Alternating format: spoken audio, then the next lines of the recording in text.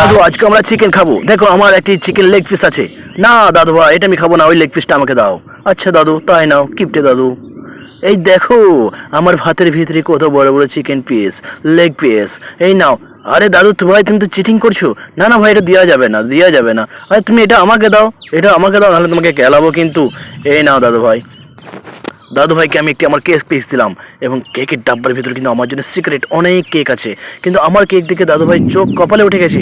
আরে দাদু ভাই, এটা কি করলে তুমি আমাকে এক পিস দিয়ে মাত্র? আরে দাদু ভাই দেখো তোমার প্যাকেট ফাঁকা। তো এই দেখে তো দাদু ভাই একদম রেগে বোম হয়ে গেছে। তারপর আমি আবার একটি দাদু ভাইয়ের সাথে প্র্যাঙ্ক করলাম। একটিতে এক বান্ডিল টাকা রাখলাম, এবং একটিতে শুধুমাত্র একটা লেডিস স্যান্ডেল রাখলাম। তো দাদু নোটটা নেবে বললো, আর স্যান্ডেলটা বললো অসম্ভব, স্যান্ডেলটা তোমার। তো আমি দাদুকে নোট বান্ডেল দেখালাম, দাদু নোট বান্ডেল পছন্দ করে নিল।